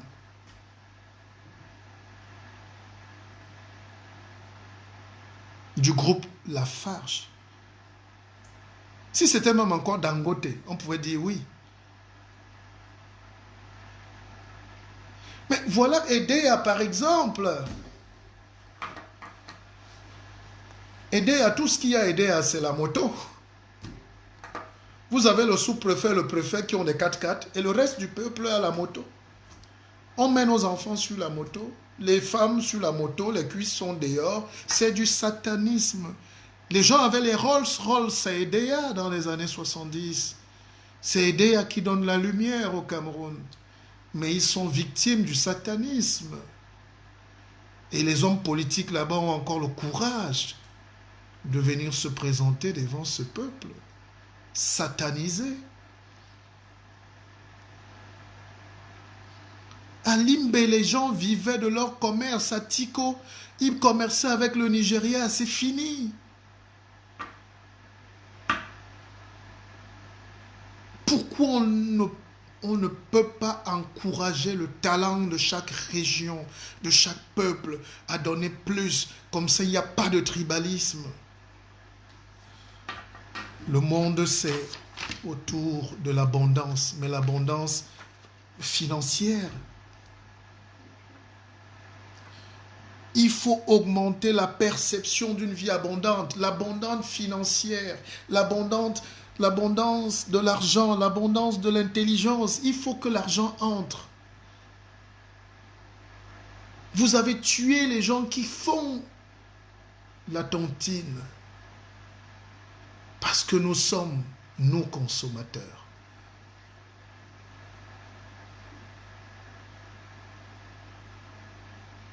Effectivement, Martin Abega, quand les gens me demandent, oui, mais les gens qu'on arrête, la photo de Mamadou Mota qui fait le tour du monde, là, il a fait quoi, lui? J'ai dit, mon frère, je ne sais pas. Tu es un grand criminel? Je dis, non, je ne pense pas. Et il a donc fait quoi? On ne peut pas justifier ce degré de méchanceté. On ne peut pas. Même si on va au tribunal de la CPI demain, parce que ça va arriver. Quand on va arrêter les gens là à Yaoundé bientôt, ne venez pas dire panafricanisme. J'ai connu un mec, un type à Yaoundé ou à Douala qui avait une télévision. Il disait qu'il est panafricaniste. Un curieux analphabète. Mais dès qu'on allait faire un petit travail et il y avait un peu de perdième, des sous, il volait tout l'argent. Il a une télévision et il dit qu'il est panafricaniste alors qu'il ne paye pas ses employés et tue le monde. Ce n'est pas le panafricanisme. Quand la CPI va prendre les gens, je vous donne un avertissement. Vous êtes mes frères, mes amis. Quand la CPI va venir avec les cargos, vous arrêtez là-bas. Ne dites pas que les panafricanistes sont où. Il n'y a pas de panafricanisme dans le satanisme. Et finalement, je comprends. J'ai discuté avec mon conseiller là, permettez que je la cite, c'est ma femme. C'est la femme de Colombo, on ne la voit jamais. Hein? Alors, elle me disait quand même que mais c'est terrible ce qui arrive aux Africains. Elle dit, mec, on a arrêté Gbagbo à La Haye et Guillaume et Blé Goudé. Mais ils étaient en costume cravate. Et on leur reprochait des pays crimes contre l'humanité. On leur reprochait ceci, guerre, cela, tous les chefs. Mais les Européens, même si on peut critiquer pourquoi la haie, tout ça, c'est votre philosophie des affamés africains, mais il faut reconnaître qu'ils avaient leur dignité. Ils étaient présents au tribunal, en costume propre, ils dormaient bien, et quand on les a libérés, ils étaient, j'ai vu Blé Goudé dans un 5 étoiles. Il est logé là. Même s'ils nous ont torturés, mais il y a quand même ce petit côté dignité humaine. D'ailleurs, quand on a arrêté Blé Goudé, c'était au Ghana, on voulait l'amener en Côte d'Ivoire, lui-même a dit, pardon, amenez-moi à La Haye. Je préfère La Haye, mes frères, pardon. Pas ici en Côte d'Ivoire, là, je ne vais pas vivre. Voilà le visage du noir. Voilà le visage du noir. Au lieu d'être en sécurité, que non, ben, je vais en prison chez moi, il n'y a pas de souci, je vais... Non! Donc, moi, je ne juge pas. Mais si Mamadou Mota et Kamto et Penda et Koka et tous ces prisonniers politiques, si ces gens étaient à La Haye pour n'importe quel crime, soi-disant, vous croyez que on allait les traiter comme ça?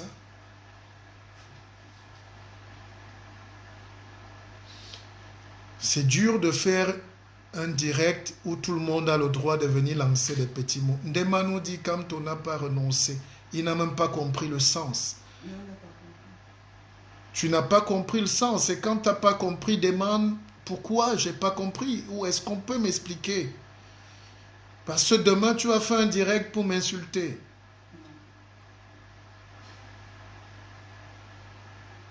Et chez nous, dès que tu n'es pas d'accord avec quelqu'un, et le lendemain, il est ton ennemi. Non. Apprenez à bien saisir le fond de la pensée. On n'est plus là en train de dire il faut arrêter ou tel ou libérer tel. Je ne suis pas d'un camp. Je suis un guide, moi. Et mon rôle de guide ne m'amène pas dans les sous-quartiers. Mon rôle, c'est de nous donner les armes et de nous faire baisser les cœurs.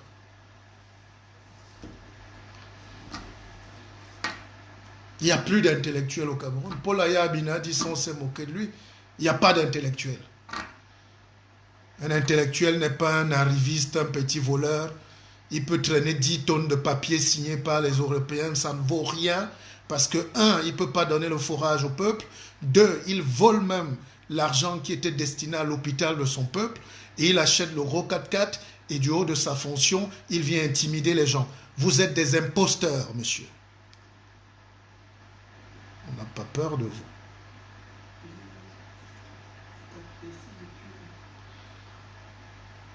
Donc, mon frère Ndemanou, ce n'est pas... Je voulais juste te rappeler que tu as peut-être mal compris. Hein? Donc, je suis très fier de vous dire que vous n'êtes pas au niveau de mener une révolution au pays. Vous n'êtes pas au niveau. Gandhi a mené l'Inde vers la terre promise. Avec deux valeurs, le renoncement.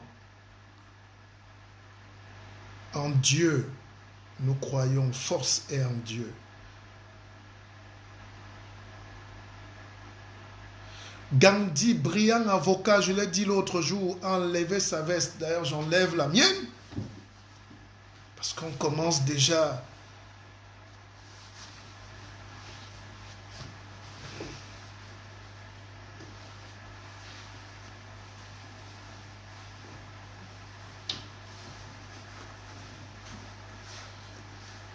Excusez-moi, j'ai mis mon pagne de Mpépé et de Baoulé aujourd'hui. Les gens se sont moqués de moi. Alors qu'il y a 100 ans, on marchait tout nu. Hein. C'est encore le colon qui nous a amené les bouts d'étoffe là pour cacher le sexe. Même si on dit que les rois à l'époque avaient déjà la soie. L'Afrique est passionnante. Les rois avaient déjà les boubous de coton. Hein, et il y a des kémites qui vont nous expliquer ça. Mais ce qu'ils ne vous disent pas, c'est que les rois s'habillaient seuls. Le reste du peuple était nu. Et ça continue aujourd'hui.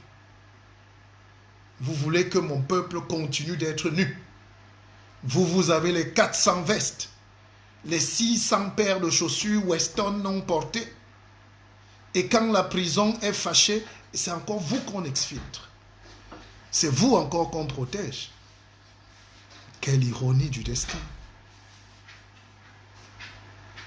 J'ai dit qu'il faut qu'on coupe la tête des rois. Tuez-moi ces rois, entre guillemets.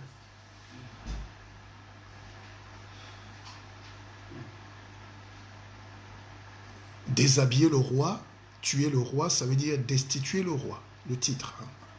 Pas d'amalgame. Et pas d'émotivité. Je parle. C'est le guide qui parle. On ne prêche pas la violence, pas de coupe-coupe. Personne n'est assez fou. Mais je veux dire qu'à partir de ce soir, si un roi illégitime et impopulaire et imposteur dans un village, allez lui dire, vous n'êtes plus notre roi. Amenez-lui de l'igname ou de la patate ou des kilos de viande s'il veut manger, mais qu'il laisse la vie se développer, la vie de la cité prendre corps. Je l'ai expliqué au début. Je n'aime pas les redites.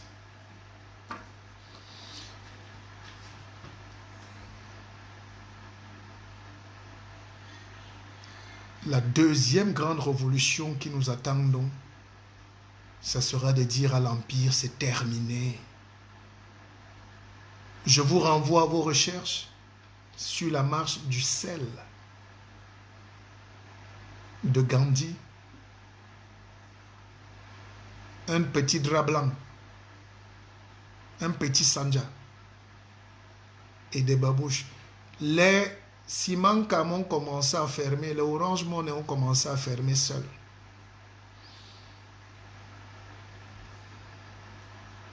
Et après, on a réhabilité Express Union.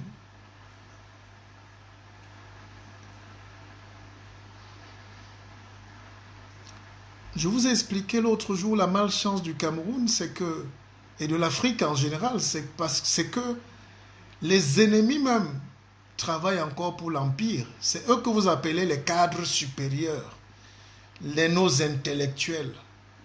C'est eux qui boivent au Beaujolais, là. J'ai un grand frère au Cameroun qui était à Paris, qui avait un très bon poste. Il est maintenant l'homme de lui-même au Cameroun.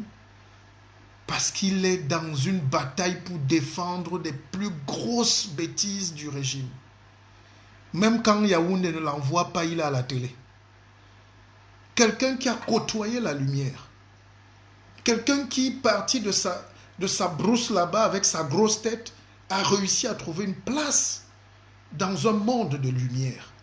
Il rentre au Cameroun, il vient défendre les horreurs.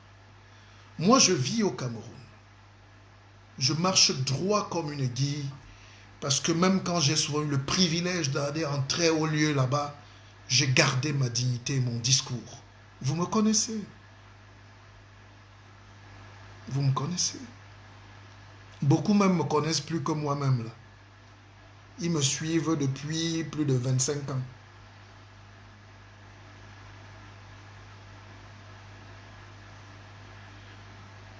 Et quand je fouille, je vois que cette question de la pauvreté et de la révolution est une question pas traitée jusqu'aux Antilles.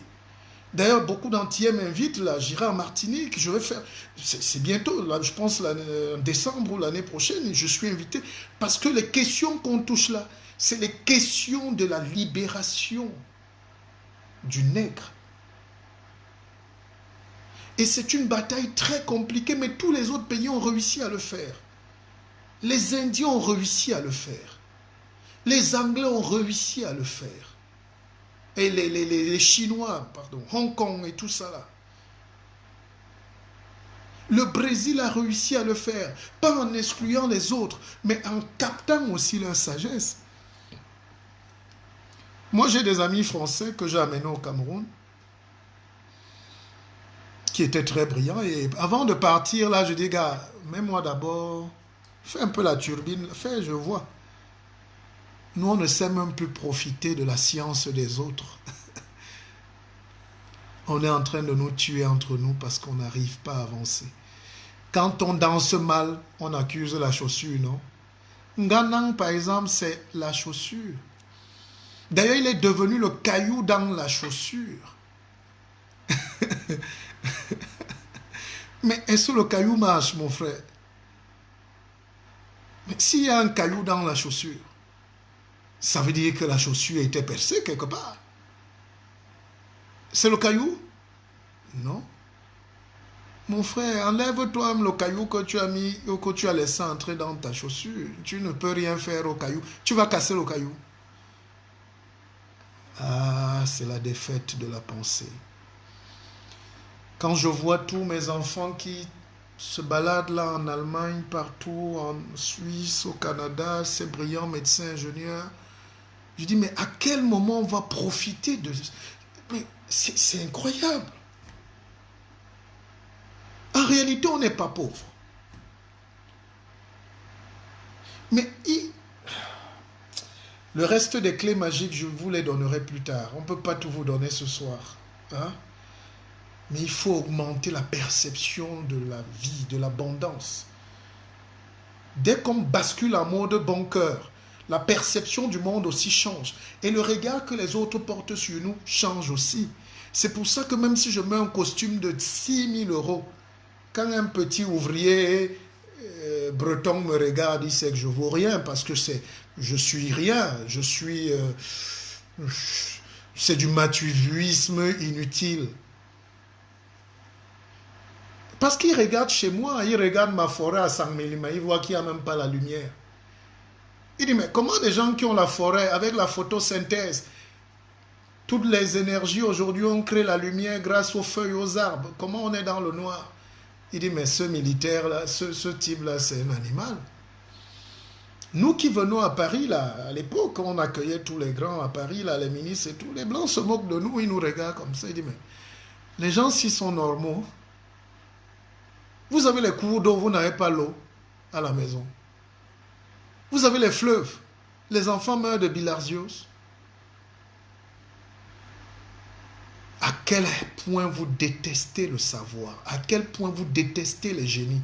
À quel point vous détestez. Et même dans les familles, je vous dis, chez moi, écoutez bien. J'aime des petites histoires pour vous faire comprendre. Dans ma modeste demeure, j'essaie de faire un forage. Parce qu'il n'y a pas l'eau à Kribi, par exemple.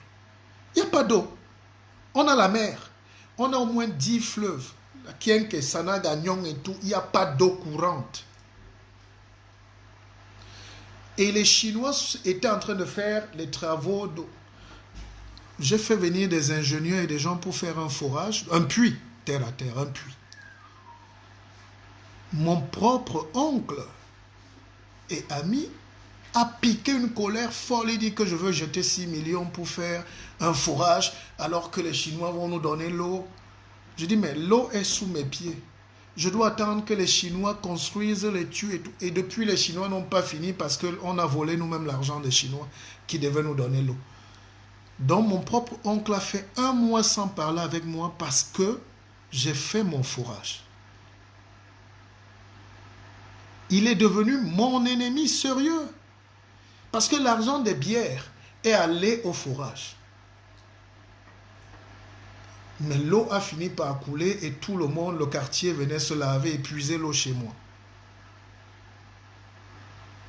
Alors si on est encore à ce niveau de perception de la vie, ça veut dire il y a un boulon qui manque à l'homme noir qui n'est pas abouti. Il y a quelque chose là. Il y a une partie d'un petit truc là qui ne va pas dans nos têtes. Même si les Européens ne nous disent pas, ils ne peuvent jamais nous respecter. Vous voyez, quand vous discutez avec un Israélien, même s'il a un t-shirt déchiré, la police ne peut pas le rafler parce qu'il représente les valeurs de son pays. On dit, hey, c'est une force de frappe. Ah, Israël, c'est... Oh, Israël. Oh. Mais quand vous touchez un Canadien, vous touchez même un Américain, même s'il est pieds nus. J'ai vu les Américains, ils sont très mal élevés parfois quand ils voyagent, hein, même à l'avion, ils posent les pieds. On peut rien, tu peux rien. Il profite des bienfaits de son pays. Il profite de la force de frappe de son pays. Si nous, on n'arrive pas à avoir cette force énergétique de frappe, au moins de l'intelligence, personne ne peut nous respecter dans le monde. On nous tolère. Même nos collègues nous tolèrent, mais ils savent qu'on n'est rien. Ce n'est pas nous qui sommes le problème. même avec nos diplômes. Mais c'est que ce qu'on représente derrière, là, c'est la misère. Je ne peux pas respecter une fille qui ne se lave pas, même si elle a volé le pagne ou la robe de sa sœur benguiste. On ressent qu'elle n'a pas une bonne toilette. Enfin, c'est pas poli, mais c'est en cause. C'est comme ça que les Européens nous voient. Et un médecin camerounais isolé au Canada ne vaut rien. Pour le CHU, pour l'université, pour l'hôpital pour lequel il travaille, c'est un bénéfice, mais il est isolé. Quand tu es isolé, tu n'es pas fort. C'est pour ça que dans mon académie, j'ai eu cette idée d'essayer de mettre des forces convergentes et positives ensemble. J'ai remarqué que dès qu'on se fâche vite pour rien entre nous, on mange même, on ne se parle pas. Le seul endroit où tu peux trouver les Africains et les frères ici, c'est une soirée africaine. Mais moi, ça me fatigue. On n'a plus l'âge pour faire ça tout le temps. De temps en temps, oui, mais mettons maintenant les bases de la réflexion intelligente pour nous ou pour nos enfants. Laissons une bonne trace au moins pour nos enfants.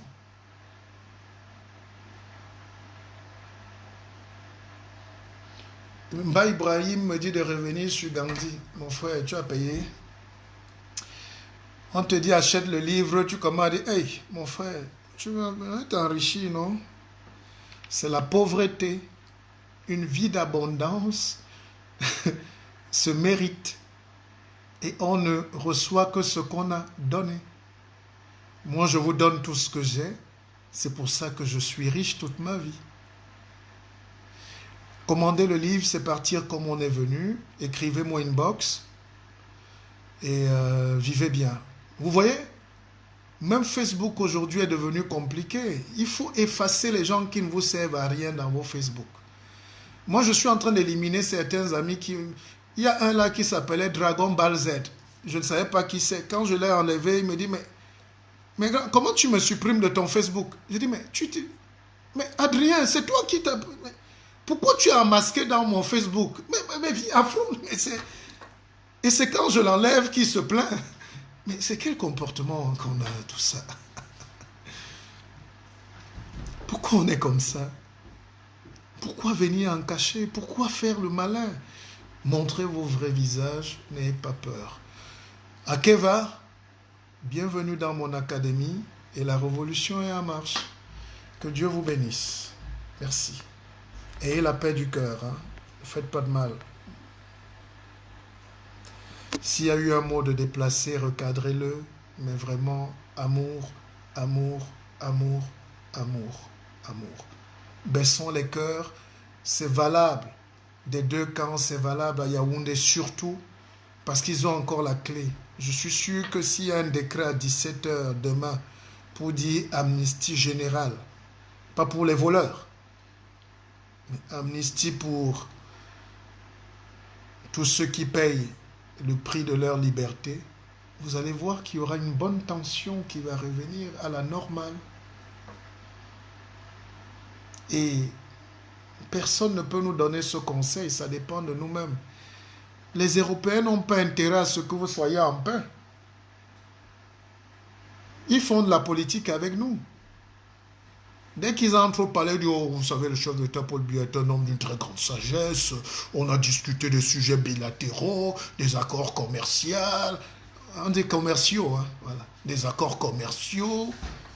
Et puis dès qu'il prend l'avion, il est là, il est avec les extrémistes, dès qu'il est avec les marcheurs aux États-Unis, il dit, bah, vous savez que le président Paul Biya doit partir du pouvoir. Les États-Unis ne vont jamais tolérer. Non, c'est le jeu politique. Il faut vous dire la vérité. Ce n'est pas leurs oignons. Ils n'ont rien à foutre. Leurs intérêts sont sauvegardés. Les pipelines tournent à plein régime. Les Razel gagnent tous les marchés là-bas. Tout ça là. Ils gagnent tout. Ils ont tout. On n'a aucune économie. La vraie révolution, ça sera de casser tout ça et de recréer l'économie camerounaise. de recréer la richesse camerounaise. Il faut que les milliards soient produits par les Camerounais ou par ceux qui aiment le Cameroun. Les 3/4 du budget du Cameroun sont produits par les autres. Et l'Empire reprend tout. Voilà les vrais défis. Allez, que Dieu vous bénisse, mes frères. Akeva. Akeva.